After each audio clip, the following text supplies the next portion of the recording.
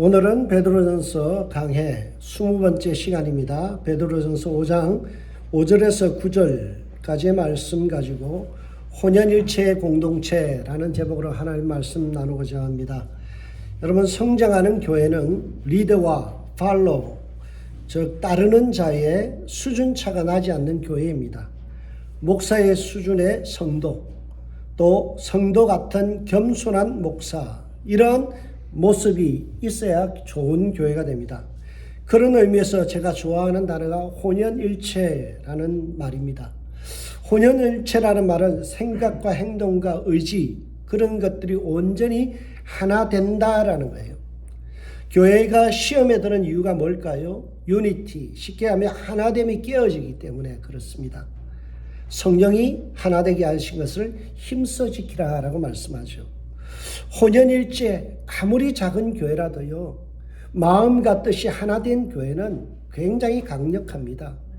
교회가 커도 서로 마음이 사분오열되어지고 분열되어 있으면 그 교회는 역할을 하지 못해요. 그래서 무엇보다 중요한 것이 교회는 유니티, 혼연일체가 되어야 돼요. 여러분, 교회가 병들어지고 아픔을 겪는 이유는 바로 분열이죠. 그래서 당 짓는 것을 하지 마라, 성경은 그렇게 말씀합니다. 교회 중에서 성경에 보면 고린도 교회가 여러 가지 문제가 있었어요. 그 많은, 정말 말도 많고 탈도 많은 이 고린도 교회를 향하여 바울이 고린도 교회를 치유하는 해법으로 제시한 것이 고린도전서 1장 10절 말씀입니다. 고린도에 있는 교회들에게 편지하면서 이렇게 이야기합니다. 형제들아, 내가 우리 주 예수 그리스도 이름으로 너희를 권하노니 모두가 같은 말을 하고 너희 가운데 분쟁이 없이 같은 마음과 같은 뜻으로 온전히 합하라. 여기에 보면 같은 말, 같은 마음, 같은 뜻으로 온전히 합하라 라고 말씀하죠. 혼연일체의 교회가 되라는 거예요. 목사 마음 따로, 장로 마음 따로, 그러면 그거는 콩가루 집안이에요. 여러분, 목사의 마음과 장로의 마음이 하나가 되어야 돼요. 목사의 마음과 권사님의 마음이 하나가 되어야 돼요. 목사의 마음과 어린아이의 마음이 하나가 되어야 돼요. 모두가 하나가 되어야만 시험에 빠진 교회를 치유할 수 있다. 이것이 바울이 고린도 교회를 향하여 제시한 해법입니다. 오늘 교회, 병든 교회들, 왜 이렇게 이민교회가 많이 갈라지나요? 왜 교회가 시끄럽나요? 딱 이유는 하나예요. 각기 놀기 때문에. 하나 되지 못하기 때문에. 서로 마음이 나눠져 있거든요. 너는 해봐라. 나는 안 한다. 얼마나 잘하는지 두고 보자. 그런 마음으로 지켜보고 있으면 어떻게 될까요? 교회가 균열되어지고 시험에 빠지는 거예요. 그래서 시험에 빠진 교회를 치유하기 위해서는 장로와 평신도의 수준차가 굉장히 좁혀져야 돼요. 목사 성도의 실력을 가진 장로님들, 권사님들 돼야 돼요. 목사는 일반 성도들의 그 겸손한 마음을 갖다 배워야 돼요. 서로가 그렇게 아름다운 하나가 되어질 때 교회는 성장하고 아름다워질 수 있습니다. 베드로 사도는 1절에서 4절을 통해서 교회 리더들에게 부탁합니다. 어떻게 부탁했나요? 성도의 본이 되라. 닮고 싶은 모델이 되라는 거예요. 그리고 나서 이어지는 5절부터 9절까지 보면 모든 성도들에게 권면하는 내용이 제시되어 있습니다. 5절에 보면 젊은 자들아 라고 되어 있죠. 이 젊다라는 말은요, 나이의 문제가 아니에요. 장로님을 뺀 일반적인 평신도, 그렇게 해석하는 것이 정확한 해석입니다. 젊은 자들아라는 이 말이 네오테로이라는 이 말은요, 새롭다 또는 경험이 부족하다, 그런 뜻이에요. 여기서 젊다라는 말은 새신자 또는 연륜이 없는 부족한 평신도, 이렇게 보는 것이 가장 좋은 방법입니다. 베드로 사도는 이런 젊은 자로 지칭되어지는 초신자들에게, 평신도들에게 그냥 교회 와서 은혜만 받으세요, 교회 출석만 하세요라고 말하지 않습니다. 베드로 사도가 이러한 교회의 리더가 아닌 일반 성도에게 뭐라고 권면하나요? 성도의 수준을 높여라는 거예요. 어디까지요? 장로님들의 수준까지. 여기에 장로라는 것은 말씀을 전하는 장로, 즉 오늘날의 목사의 수준이에요. 목사의 수준만큼 살아가라라는 거예요. 그래서 5절의 첫 단어가 뭐예요? 예, 젊은 자들아라고 되어 있지만 헬라어 언어에는 그렇게 안 되어 있습니다. 이와 같이. 영어도 보면 in the same way, likewise라고 되어 있어요. 이와 같이. 이와 같이라는 말은요, 1절부터 4절까지와 같이 이런 말이에요. 여러분 1절부터 4절까지는 어떤 말씀인가요? 장로들에 대한 말씀인데 롤 모델이 되는 거예요. 거기에 보면 어떤 말씀이 제시되어 있나요? 자원함과 기쁜 마음으로 섬기면서 양무리의 본이 되라. 그 모습과 같이 평신도들도 장로님들만큼의 수준에 올라와야 된다는 거예요. 2절과 3절에 보면 이렇게 되어 있습니다. 하나님의 뜻을 따라 자원함으로 하고 더러운 이득을 위하여 하지 말고 기꺼이 하며 맡은 자에게 주장하는 자세를 하지 말고 양무리의 본이 되라. 이와 같이 장로님들이 그러한 모습으로 살아갔던 것처럼 이와 같이 겸손하라라는 거예요. 그래서 5절에 보면 다라 서로라는 말씀이 있어요. 다 서로. 서로라는 말은 목사와 평신도. 서로가 어떻게 돼야 된다고요? 구분 없이 겸손해지고 성숙해지고 아름다워져야 된다는 거예요. 그러면 교회 리더와 평신도가 공의 모두가 드러내야 될 신앙적인 인품, 성품이 뭘까요? 그것은 겸손이에요. 겸손. 다 서로 겸손으로 허리를 동이라라고 말씀하죠. 모든 성도가 주님과 성도 앞에서 겸손해야 돼요. 오늘 본문 5절과 9절 사이에는 겸손이란 단어가 핵심 단어로 제시됩니다. 3번이나 되어 있는데요. 한 번은 겸손으로라는 명사형으로 되어 있고요. 한 번은 형용사로 겸손한이라는 단어가 등장하고 마지막에 보면 동사로 겸손하라라는 말씀이 5절부터 9절 사이에 3번이나 연거푸 나오고 있어요. 이 말의 핵심이 뭔가요? 베드로가 지금 마지막 부분, 베드로전서의 마지막 부분, 다음 주면 이제 베드로전서 강해 끝나요. 근데 마지막에 와서 뭐라고 이야기합니까? 교회가 하나 되기 위해서 서로가 겸손해야 된다. 교회가 아름다워지고 성장하고 성숙해지기 위해서는 겸손해야 된다는 거예요. 여러분, 겸손이 왜 중요할까요? 겸손을 통해서 하나님의 질서가 유지되기 때문에 그래요. 겸손이라는 말이 타페이노스라는 이 단어가요, 원래 뜻은 뭔가 하면 겸손하다는 말은 낮음이에요. 낮다라는 거예요. 낮다의 반대말이 뭐예요? 높음이죠. 높다라는 말이에요. 높낮이를 이야기하는 거예요. 그래서 높고 낮음이라는 이 질서를 이야기합니다. 성경은 너희 마음을 높은 데 두지 말고 너희 낮은 데 마음을 두어서 겸손하라고 여러 차례 말씀하죠. 겸손이라는 것은 자신을 아래다 뒀는 거예요. 높이는 것이 아니라 자기를 낮추는 거예요.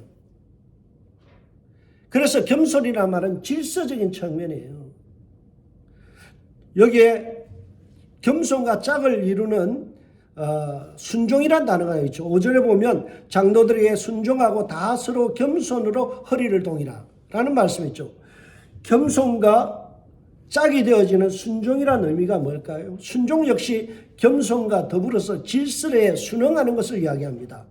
리더에게 순종하는 거예요. 여기서 사용된 순종이라는 말이 히포타소라는 말인데요. 히포와 타소라는 말이 결합된 말이에요. 이 말의 뜻은요, 뭐 아래에 두다, be placed under라는 말이에요. 뭐 밑에 있다는 거예요. 그러니까 겸손은 낮음에 있다라는 말이고요. 순종이라는 말은 자신을 밑에다 둔다라는 말이에요. 그래서 오늘 본문은 뭐라고요? 겸손한 사람, 순종하는 사람의 특징이 뭐라고요? 자기를 낮춘다는 거예요. 낮아짐이 곧 겸손이고 낮아짐이 곧 뭐예요? 순종이에요. 하나님의 뜻 앞에서 자기를 낮추는 것, 자기를 쳐서 복종시키는 게 순종이고요. 하나님의 뜻 앞에서 그리고 사람들 앞에서 자기를 겸손으로 자기를 낮출 때 그것이 진정한 영성이다. 그것이 진짜 성도의 모습이라는 거죠. 히포타소라는 이 말이요, 로마서 8장 7절에는 어떻게 번역되었는가 하면 순종이란 말이 육신의 생각은 하나님과 원수가 되나니 이는 하나님의 법에 굴복하지 아니할 뿐 아니라, 이 굴복이라는 단어가 히포타소예요. 하나님의 질서에, 하나님의 명령에 순종하지 않는 것, 이게 불순종이잖아요. 그러니까 순종이란 말은 하나님의 뜻 앞에 나를 낮추는 거예요. 나를 쳐서 복종시키는 게 그게 바로 순종이에요. 내 마음의 감정과 내 생각과 상관없는 거예요. 하나님이 그렇게 말씀하시면 거기에 나를 맞추는 게 이게 순종이에요. 대부분 우리는 어떻게 하나요? 기분 나쁘면 안 하죠. 내 생각에 틀렸다 그러면 말씀을 무시해버리죠. 하나님의 뜻을 완전히 무시하고 살아갑니다. 그리고 자기가 옳은 줄 알아요. 그게 교만이에요. 그래서 5절의 의미에 보면 하나님이 정해진 질서를 존중하고 장로에게 순종하고 자기를 낮추는 평신도가 되라는 거예요. 그게 겸손이고 순종하는 자세라는 거죠. 그래서 성도는 항상 자기를 낮춰야 돼요. 낮아져야 돼요. 이것을 오늘 본문으로 표현으로 옮기면요, 겸손으로 허리를 동이라라는 표현이에요. 여러분, 겸손으로 허리를 동인다라는 이 말이 어떤 의미로 여러분들의 해석이 됩니까? 제가 주석을 쭉 찾아보니까 두 가지로 해석이 돼요. 첫 번째는요, 겸손은 성도가 자신이 그리스도임을 드러내는 정체성이다라는 거예요. 여러분, 성도의 특징이 뭐라고요? 겸손한 사람. 이걸 통해서 자기가 그리스도인임을 드러내는 거죠. 여러분, 예수님이 나는 마음이 온유하고 겸손하니 그랬죠. 예수 닮아가는 사람은 온유해야 돼요. 온유라는 말은 부드럽다는 말이 아니에요. 하나님의 말씀에 길들여지는 것. 그래서 어떤 말들이 어떻게 해요? 길이 들어지죠. 야생마가 길들여지는 것을 온유라고 표현해요. 하나님의 말씀에 내가 길들여지는 거예요. 그게 순종이고 그게 뭐예요? 온유함이에요. 겸손은 뭐예요? 하나님의 뜻 앞에 자신을 맞추는 거예요. 자기를 낮추는 거죠. 주님을 닮아간다는 것은, 내가 예수 닮아간다는 것은 성도가 어때요? 겸손을 배운다는 거죠. 그래서 겸손은 성도됨의 척도이고 성도의 정체성이에요. 저 사람이 얼마나 예수 닮았는가 보면요, 그거는 뭘로 보면 안다고요? 얼마나 겸손한가, 얼마나 자신을 낮추고 자기를 부인하는가, 그거 보면 아는 거예요. 헬라 세계에서요, 이 예수님 말씀이 기록되어질 때 이 당시는요, 헬라가 지배하던, 그리스가 지배하던 시대죠. 그리스 로마 시대잖아요. 여기에 어떤 문화가 있습니다. 뭔가 하면 자신을 신분을 나타내기 위해서 특정 계층이 허리에 스카프를 둘렀어요. 이게 누군가 하면 노예들이에요. 주인과 그리고 종을 구분 짓는 게 뭔가 하면 스카프가 있느냐 없느냐죠. 그래서 로마 사회나 이런 그리스 사회는 파티가 아주 성행하잖아요. 사람들이 막 모였는데 누구한테 일을 시켜야 될지 모를 때는 뭐예요? 스카프 둘른 사람, 저 사람에게 시키면 딱 맞는 거죠. 그러니까 오늘 베드로는 뭘 이야기해요? 우리가 살아갈 때 종들은 자기의 신분을 나타내기 위해서 스카프를 둘른 것 같이 너희들도 겸손이라는 스카프를 둘러라는 거예요. 그래서 자신이 그리스도인임을 드러내라는 거예요. 여러분, 요한복음 13장 5절에 보면 예수님께서 뭘 하셨어요? 제자들의 발을 씻길 때 어떤 모습이 나요? 수건으로 허리를 동이고 라는 말이에요. 그게 바로 오늘 이야기하는 겸손의 모습이에요.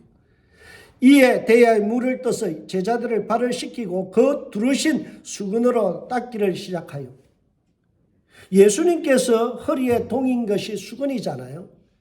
지금 베드로는 이 모습을 가져서 우리에게 겸손이라는 이 수건으로 너희의 허리를 동임으로써 네가 그리스도인임을, 예수님의 제자임을 드러내라는 거예요.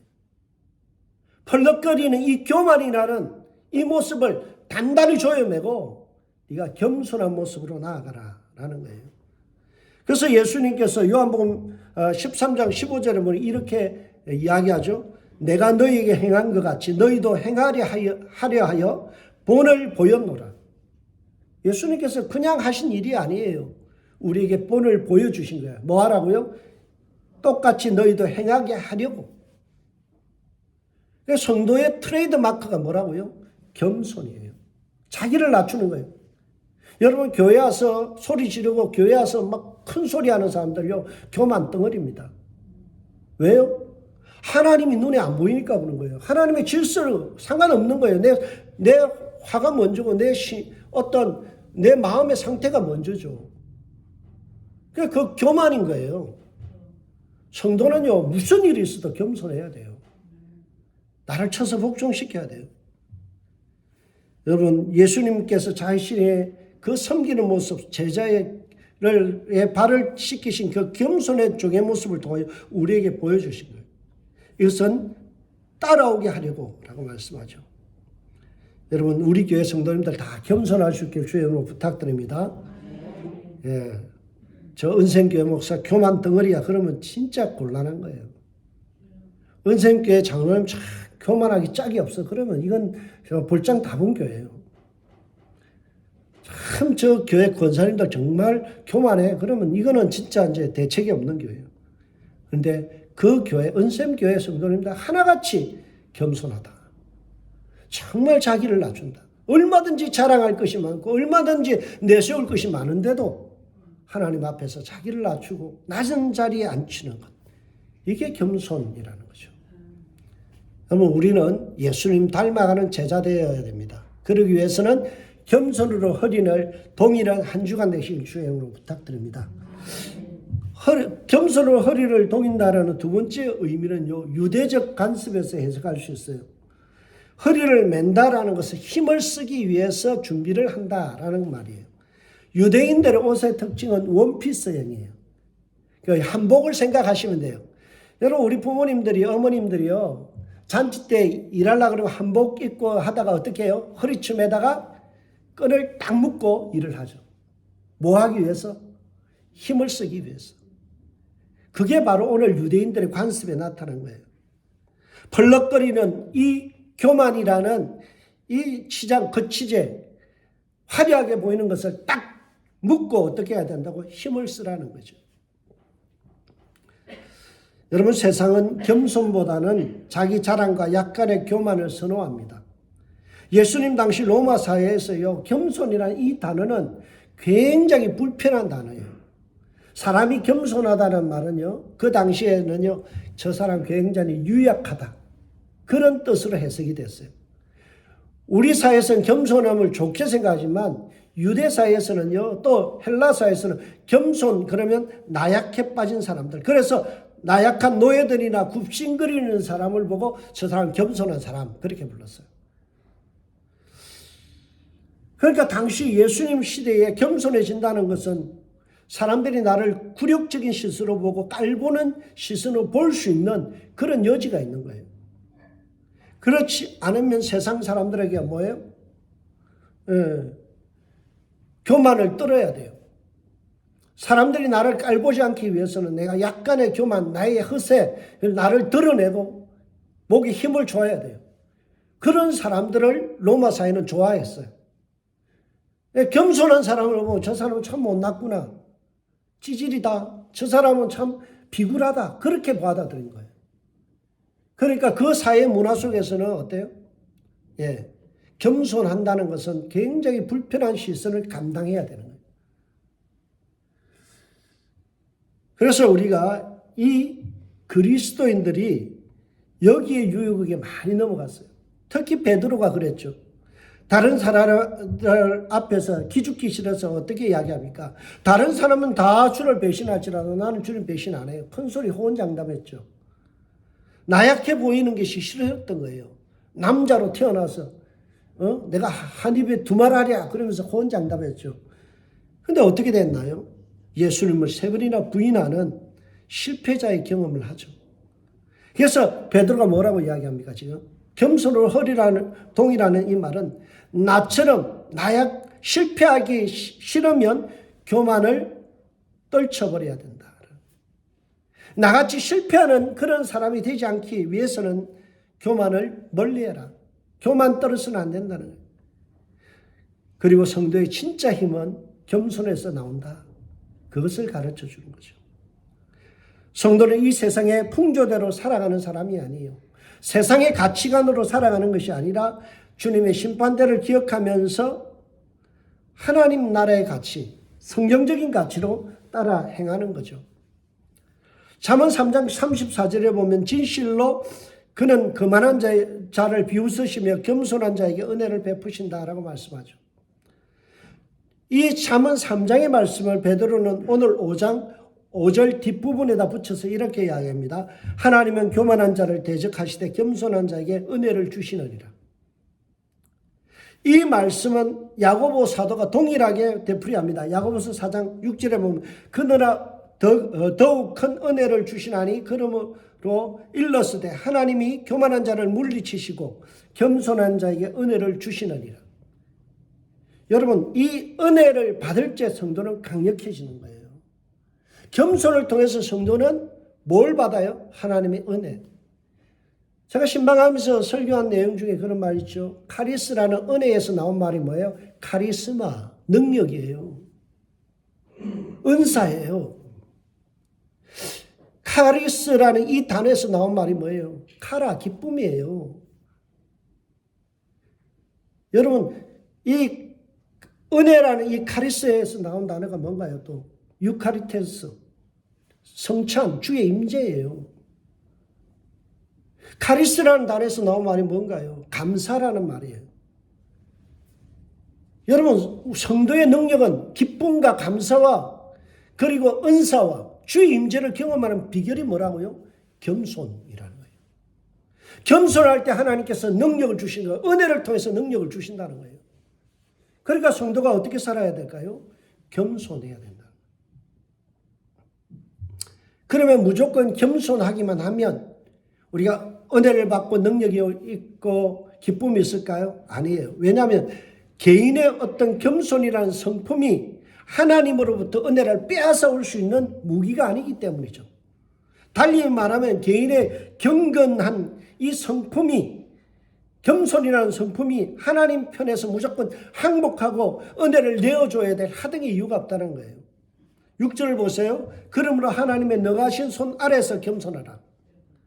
겸손하게 되는 것도 뭐예요? 하나님의 능력이 있는 손 아래서 가능한 것이고, 능력의 원천이 어디에 있다고요? 하나님께 있다는 거예요. 우리가 겸손하기 때문에 은혜를 받고, 은혜를 받기 때문에 능력이 오는 것이 아니라 하나님께서 일방적으로 우리의 겸손해봐야 보잘것없는 겸손이에요. 그래서 누더기 같다, 그렇게 말씀하죠. 성경은 우리의 의가 누더기 같다, 걸레 같다, 그 말이에요. 우리가 아무리 겸손 떨어도요, 하나님의 은혜 줘야 될 하등의 이유가 없는 거예요. 그럼에도 불구하고 하나님은 우리를 어떻게 한다고요? 은혜를 주시고 하나님 앞에 또 구할 때마다 능력을 주신다는 거죠. 그러니까 우리가 알아야 될 게 뭐예요? 내가 겸손하기 때문에 하나님의 은혜 주는 게 아니라 내가 아무리 겸손해도 하나님의 은혜 받을 자격이 없는 사람인데 하나님이 분에 넘치게 은혜를 주시고 능력을 주신다는 거죠. 그래서 진정한 겸손이 뭔가 하면 자기 위치를 아는 거예요. 자기 분수를 아는 거예요. 나는 용서받은 무능한 죄인이다 라는 것을 아는 거죠. 내 안에 선한 것이 없다라는 걸 아는 거예요. 그래서 우리의 능력의 주인 대신 하나님의 주권을 인정하는 게 이게 겸손이에요. 주님께서 생사화복을 주장하신다는 것을 인정하는 것이 겸손이에요. 그래서 진정한 겸손에는요, 하나님의 능력을 신뢰하고 그분께 내 모든 염려를 맡기는 것, 이게 겸손이에요. 이것을 말해주는 것이 6절과 7절 말씀입니다. 그러므로 하나님의 능하신 손에서 겸손하라. 때가 되면, 그때는 누가 정해요? 하나님께서 정하는 거예요. 때가 되면 너희를 높이시리라. 너희 염려를 다 주께 맡기라. 이는 그가 너희를 돌보십니다. 겸손과 염려를 연결시키고 있어요. 왜 그럴까요? 염려하는 것이 최고의 교만이기 때문에. 여러분, 우리가 염려한다는 것은 뭘 불신한다는 거예요? 하나님의 전능하심, 하나님의 능력이 부여하심을 부인한다는 거예요. 그러니까 내가 염려하는 거죠. 여러분, 이것이 굉장한 교만이라는 사실을 알아야 돼요. 염려하는 것은 교만이에요. 왜 그럴까요? 단순히 염려가 아니라 하나님에 대한 불신이기 때문에. 여러분 자녀들을 생각해 보세요. 아침에 일어나서 우리가 학교 다닐 때 그렇죠. 공락금 아세요? 학교 뭐 육성예비 내야 되고 이런 거 있잖아요. 그거 낼 때 되면 저녁에 자기 전에 아빠 육성예비 내야 돼. 그러면 알았어. 근데 자다 깨가지고 아버지 보고 또 육성예비 또 주세요. 그러면 어떡해요? 잠이나 자라 그러죠. 아침에 일어나서 또 육성예비 주세요. 그러면 어떡할까요? 저 자식이 나를 못 믿어? 기분 나쁜 거예요. 우리가 염려한다는 것은 그런 거예요. 하나님을 향하여 끊임없이 의심을 드러내는 것이 염려예요. 여러분, 그래서 우리가 염려를 멈추는 것, 이게 겸손으로 나아가는 길임을 깨달아야 돼요. 오늘 7절 말씀이 너희 염려를 다 주께 맡기라, 이런 그가 너희를 돌보심이라 라는 말씀이 있죠. 이 말씀을 독립적으로 생각할 때가 많은데요. 그런데 우리가 그런 해석은 잘못된 거예요. 한글 성경이나 영어 성경에서 보면 이것이 잘못 번역이 됐어요. 왜냐하면 7절에 나오는 내용 자체가 명령형이 아니라 이것이 어떻게 되어 있는가 하면 염려를 주께 맡겨라 라는 말이 명령이 아니라 분사 구문으로 되어 있어요. 그러니까 이 말의 뜻은요, 계속해서 던져버리고 있는 상태를 의미하는 거예요. 끊임없이 계속해서 내 염려를 주께 맡겨놓는 이 지속적인 일들을 의미하는 것이 이제 이것을 명령어로 맡겨라라는 말씀이 아니에요. 그래서 6절과 7절을 정확히 해석해 보면 원문상으로 이런 내용입니다. 염려를 다 주께 맡기는 것이 겸손한 것이고 주님의 돌보심을 믿지 못하여 염려를 붙들고 사는 것이 교만이다, 이 뜻이에요. 여러분, 이 말씀을 잘 새겨야 돼요. 주님의 주권을 인정하는 것이 겸손이고 주님의 주권을 인정하지 못하고 주님의 부유하심을 인정하지 못하는 것이 교만이다. 그래서 내 모든 염려를 주께 맡기는 것이 겸손이다라는 말씀입니다. 이렇게 자신의 무능을 깨닫고 오직 하나님께 모든 것을 맡길 때 성도는 온전해질 수 있는 거예요. 그런데 성도가 자꾸 염려가 몰려들면 어때요? 내가 뭔가 할 수 있다고 생각해요. 그래서 염려부터 하죠. 계산부터 하죠. 밤새 머리를 쎄매고 뭐예요? 계산하잖아요. 이거 이럴까 저럴까 막 염려하고 걱정하죠. 이게 뭐예요? 하나님에 대한 불신이에요. 그게 굉장한 교만이에요. 여러분, 성도는 우쭐대면서 자기가 뭔가를 할 수 있다라고 생각하고 염려하는 순간 그것은 사단의 밥이 되는 거예요.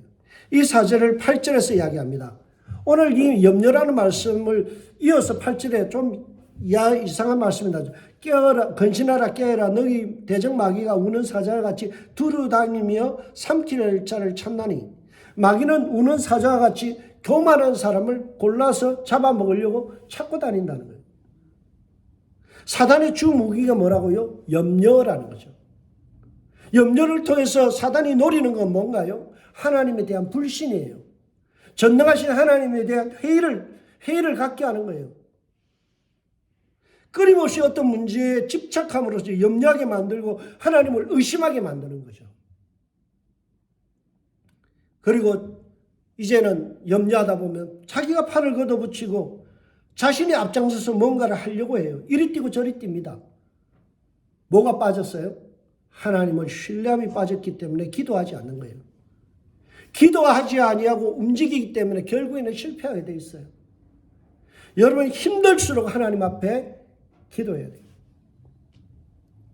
제가 기억하는 D.L. 무딘가 그런 말을 했죠.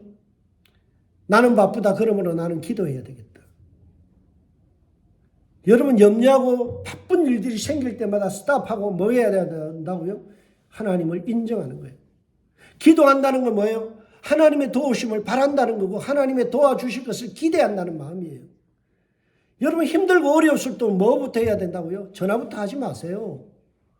뭘 할까 염려하지 마시고 뭐부터 하라고요? 기도하라.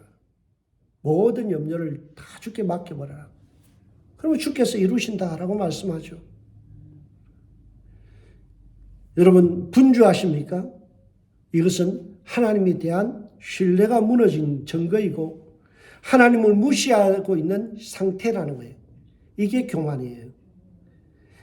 이러한 사악한 사단이 우리를 공격하는 것이 바로 염려하게 만들어서 분주하게 만들고, 분주하게 만들어서 기도하지 못하게 만들고, 기도하지 않음으로 인해서 하나님을 신뢰하지 못하게 만든다는 거예요. 명심하십시오. 염려하면 사단의 밥이 됩니다. 염려라는 말이 영어로 worry라고 하죠. Don't worry, be happy. 여러분, don't worry 할 때 worry라는 말의 뜻은요, 물어 뜯다, 질식시키다라는 의미에서 나왔어요. 사단은 뭐 한다고요? 염려를 통해서 우리의 영혼을 질식시켜요. 물어 뜯어요. 뭘로요? 하나님에 대한 신뢰를 무너뜨림으로써 끊임없이 뭐예요? 염려하게 만드는 거죠. 성경은 말씀합니다. 네가 염려한다고 키를 한 자나 더 할 수 있는 줄 아냐? 너에게 능력이 있는 거 아니라는 거예요. 하나님께 능력이 있다는 거죠. 마태복음 6장 31절에서 34절 우리 잘 아는 말씀이죠. 그러므로 염려하여 이르기를 무엇을 먹을까, 무엇을 마실까, 무엇을 입을까 하지 말라. 이는 다 이방인들이 구하는 것이라. 너희 하늘 아버지께서 이 모든 것이 너희에게 있어야 될 줄을 아시느니라. 그런즉 너희는 먼저 그의 나라와 그의 의를 구하라. 그리하면 이 모든 것을 너희에게 더하시리라. 여러분, 성경은 우리에게 말씀합니다. 우리에게 필요한 거 주님 아신다. 그거 신뢰한다면 염려하지 말라는 거예요. 심리학자들이 그 통계가 나왔어요. 내가 염려하는 것을 전부 다 연필로 써가지고 볼펜을 써가지고 통 안에다 집어넣어 봤대요. 한 달 뒤에 개봉해 주니까 그 중에 60%가 전혀 일어나지 않다는 거예요. 60%의 염려는 뭐예요? 할 필요 없는 염려를 미리 가불해서 했다는 거예요. 여러분, 심리학자들도 다 하는 이야기예요. 집에 가서 염려하시는 것, 그 중에 60%는 가짜예요. 할 필요 없는 일을 여러분들은 애써서 가불해서 염려하고 있다는 사실이에요. 주님께서 말씀하십니다. 네가 필요한 것 내가 다 한다. 네가 할 것은 먼저 그 나라와 그 의를 구하는 것이다. 하나님 앞에 기도해라. 하나님께서 이루신다. 걱정하지 마라. 내가 너의 옆에 있다. 내가 도우신, 하나님이 도운다는데 왜 걱정하세요? 왜 염려하세요? 그게 교만이에요, 그게. 그래서 오늘 성경은 이렇게 말씀하죠. 근신하라, 깨어라. 단호하게 이야기합니다. 근신하라라는 말이지 1장 13절과 4장 7절에 두 번 사용되는데 이 말은요, 술 취함에서 깬 상태. 그래, 우리 말 표현에 그런 말 있죠. 술이 확 깬다. 술을 잔뜩 먹었는데 어떤 충격적인 일이 일어났어요. 부모가 돌아가셨다. 그러면 어때요? 술이 어느 순간에 확 깨는 거예요. 그게 근신하라라는 말이에요. 그 다음에 깨어라라는 말은 잠에서 확 깨다는 거예요. 여러분, 자고 있는 사람에게요, 얼음물을 탁 끼얹으면 어떨까요? 그냥 잠이 확 깨는 거예요. 이 상태를 유지하라는 거예요.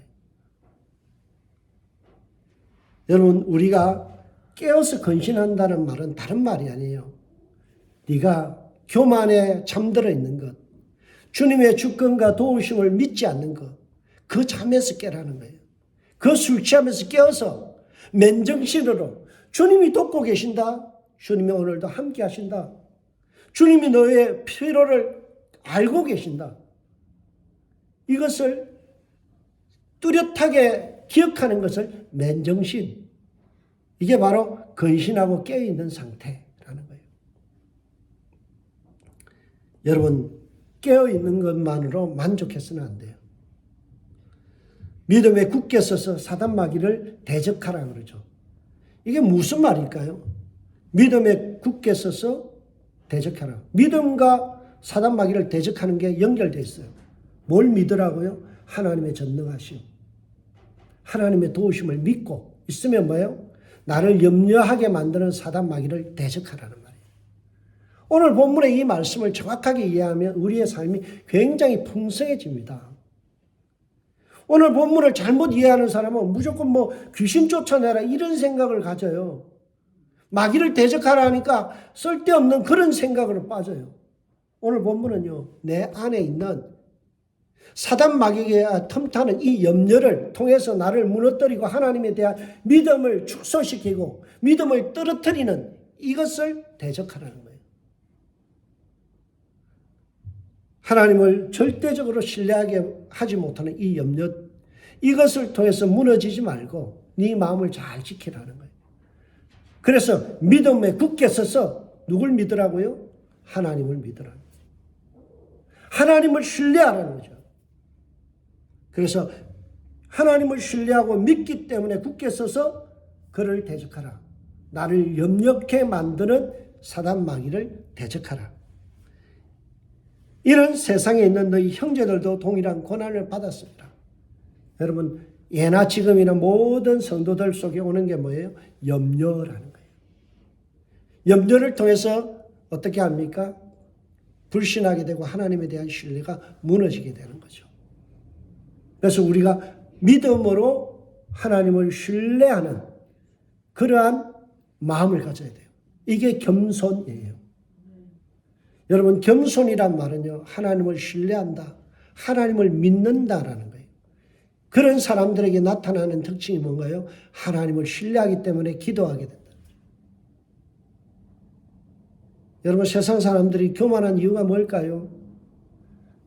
능력이 내게 있다고 생각해요. 그래서 내가 성취한 것들, 내가 뭔가 할 수 있다고 생각하니까 어때요? 하나님 비켜서세요. 내가 할게요. 그리고 내가 열심히 해서 뭔가 이루면요, 우쭐해지는 거예요. 우리 아들이 뭐 잘 됐어요. 하나님 은혜 주신 건 그지도 모르고 내가 뭔가를 가이드를 잘하고 내가 뭔가를 잘해서 그래서 뭔가 성취한 줄 알아요. 하나님을 인정하지 않는 것이 교만이거든요. 오늘날 두 가지의 길이 있습니다.